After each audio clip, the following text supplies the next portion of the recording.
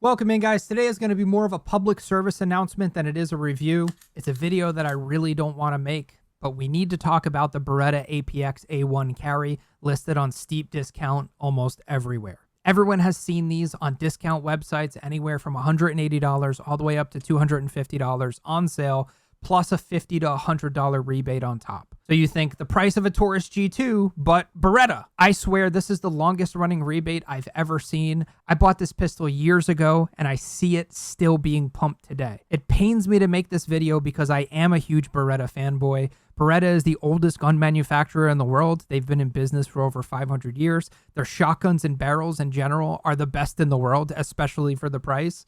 At first glance, this price point seems really enticing.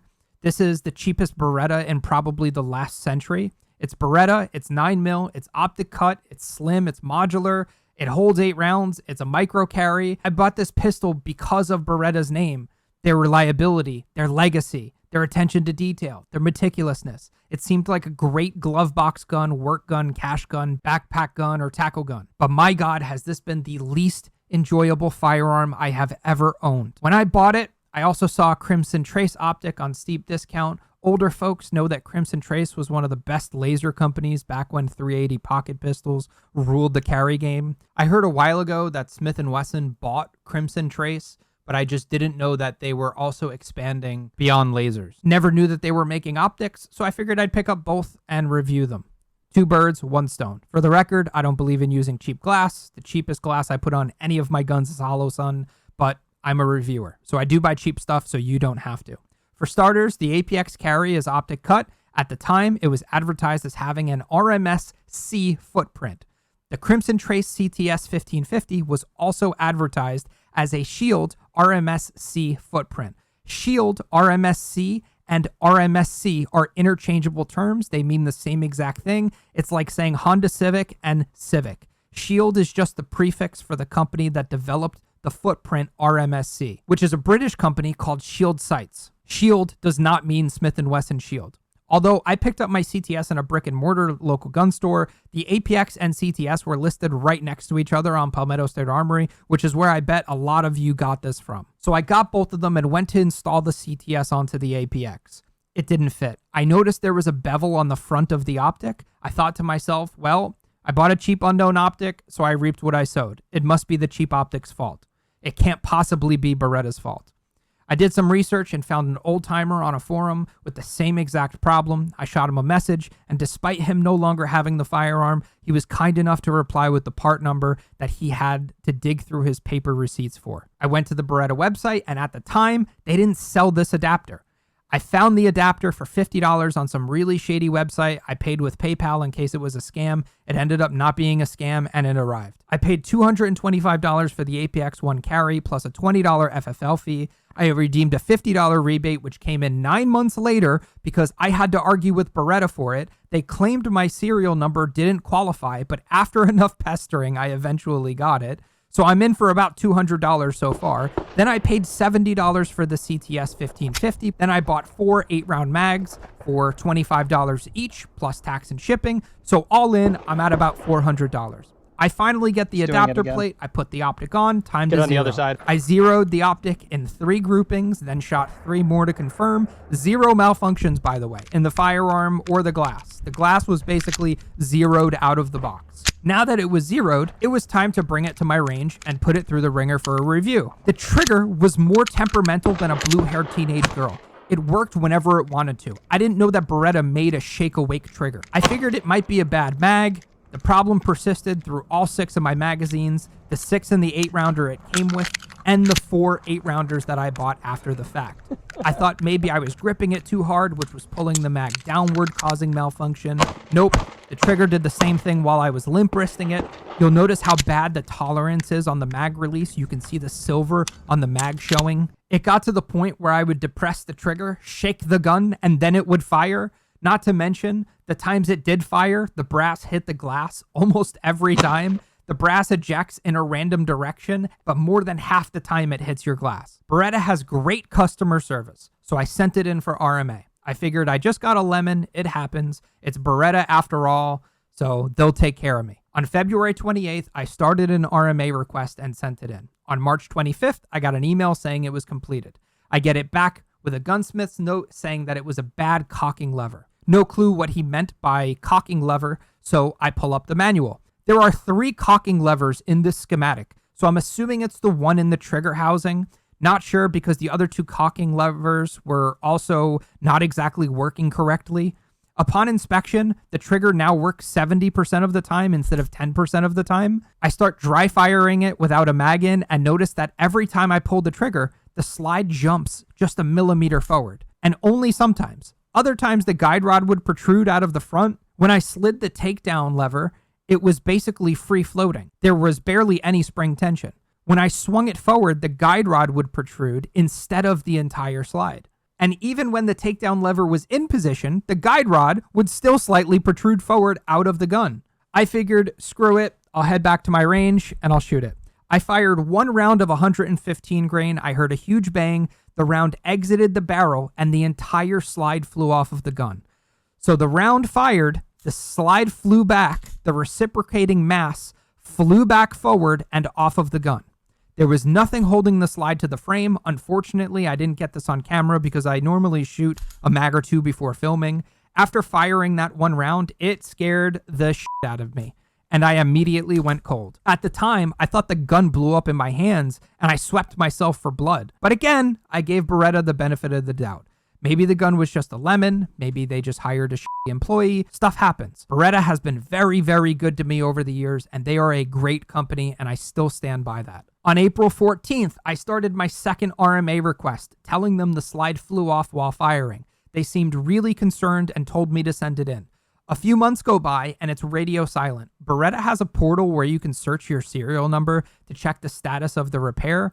This didn't work a single time for either of my RMAs, and it kept saying serial number not found. Months later, in August, I started calling them every day. They kept telling me a liaison would be in contact with me, and they're not sure why it's taking so long. I'm not sure what a liaison is, but no liaison has ever contacted me to this day. On August 7th, Beretta called me, not a liaison, just a rep, and told me that my optic broke during shipping, but it's on the smith's bench. I find this impossible to believe considering I packed it in bubble wrap and then wrapping paper around it. There was also no damage to the box, and I found a little ding in the optic, so it was probably accidentally dropped at Beretta, but whatever. It was a cheap optic, and it's 100% my fault whether it broke in shipping or the gunsmith broke it. It doesn't matter. You should never, ever, ever send in your pistol with an optic on it. I am pretty sure they even tell you in the RMA instructions not to do this. I was being lazy. The gun is a lemon, and I didn't want to re-zero the glass for the 3rd time because I zeroed it out of the box, then I zeroed it after the first RMA,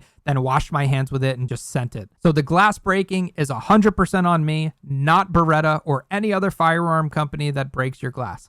Do not leave your glass on your gun unless the glass is being worked on. It doesn't matter if you're mailing it to Beretta or dropping it off at your local gunsmith.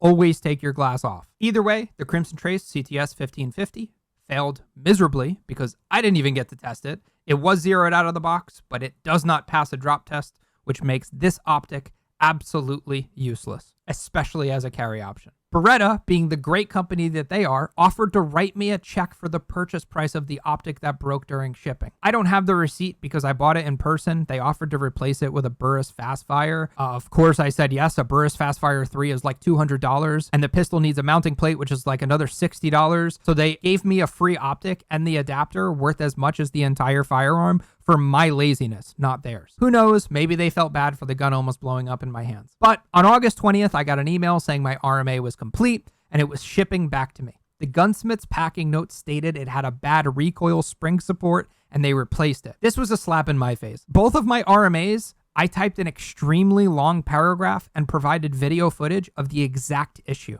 To say the issue is the recoil spring on the guide rod is lazy at best. It feels like Beretta gunsmiths are just hitting quotas for X amount of completed firearms per day and shipping them back out. Because there's no possible way, as a licensed gunsmith, you saw my notes and you saw my video of what the firearm was doing, threw in a new guide rod, and just shipped it back to me. I get it back, rack the slide, move the takedown lever 90 degrees, and the slide still falls off when the gun is cocked. The same exact issue. Now, you're not supposed to hit the takedown lever without the slide locked to the rear. But the gun isn't supposed to let you operate the takedown lever without the slide being locked to the rear. Let's say there's an intruder in your house and this is your carry gun.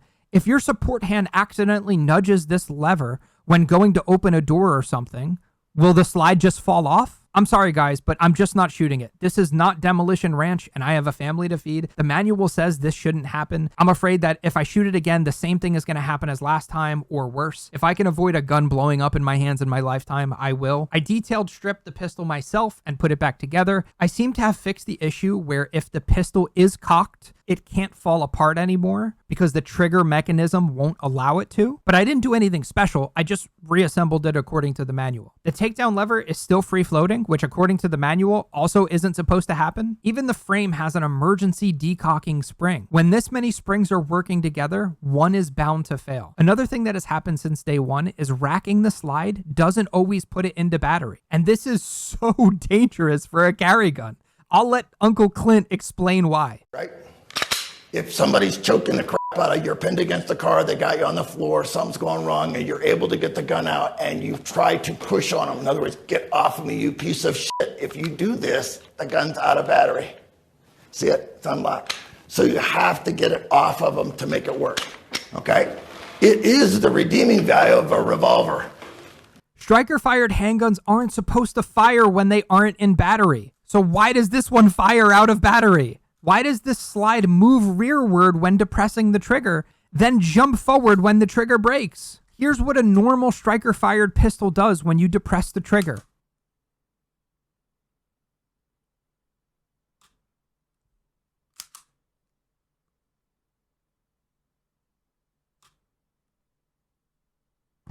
There's something not right about this pistol, guys. The takedown lever isn't supposed to work unless the slide is locked rearward. But there are bigger issues at play here. I'm going to send it back to Beretta for a third time, but I just wanted to get this video out. I wanted to get this video out in 2023, but I can't wait around for Beretta anymore. I know a lot of you guys are looking at this pistol on steep discount plus a rebate that ends, I think, at the end of the year again, which they're probably going to restart in the second quarter of next year. It seems like I got a lemon, which is okay, but what's not okay is how I have zero recourse. I can't endorse anyone buy this. It's so bad that even Beretta can't fix it. Twice. Just don't do it. It's not worth it. Spend another $100 and get something that works. I know this pistol has somewhat of a cult following like the SIG P320, so the comments should be interesting. It seems like Beretta prioritized affordability over reliability and precision with this one.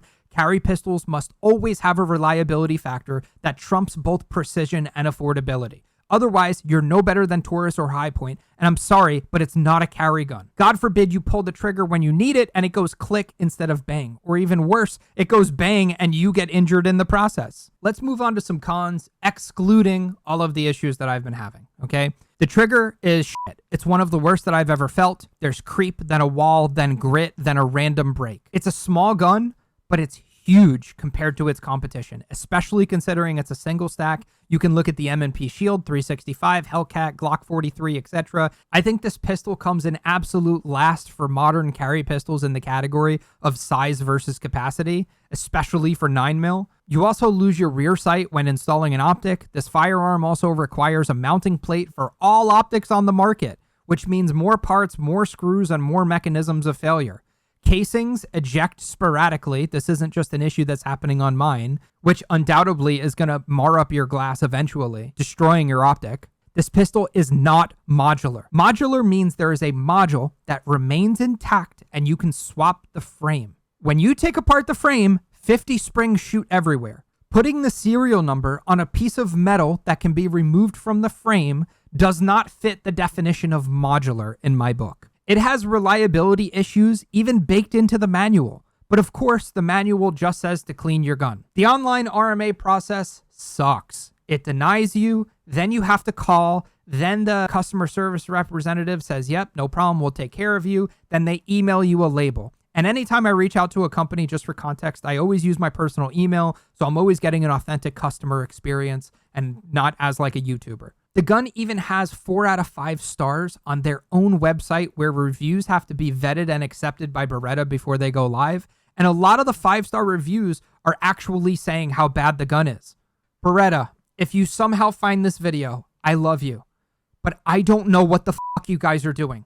Please stick to what you're good at. You make some of the finest shotguns and barrels on the planet, although I rag on your M9's locking block. Your 92 series are also legendary pistols. Stop trying to branch out into other spaces poorly. It only tarnishes your brand. When people have a bad experience with the APX, their negative perception immediately goes to Beretta, not the APX. When someone has a Ford Excursion breakdown constantly, they don't blame the model, they blame Ford. For the listeners out there, don't buy cheap optics, don't buy cheap guns, wear a condom, don't leave your optic on your gun if you're going to send it in for repair, and if you buy a Lemon, make sure it's a good company that has good customer service like Beretta. That's all I have for you today. Please like and subscribe. Join the Discord if you'd like to talk to like-minded people. We have beginner to advanced sections. Every day I scour the internet to find the best deals on guns, ammo, bushcraft, medical, prepping, etc. And I put all of that in the Discord. If you'd like to support me by helping me out with ammo to review more firearms, you can become a Patreon subscriber for as low as $4 per month. Until next time, take care.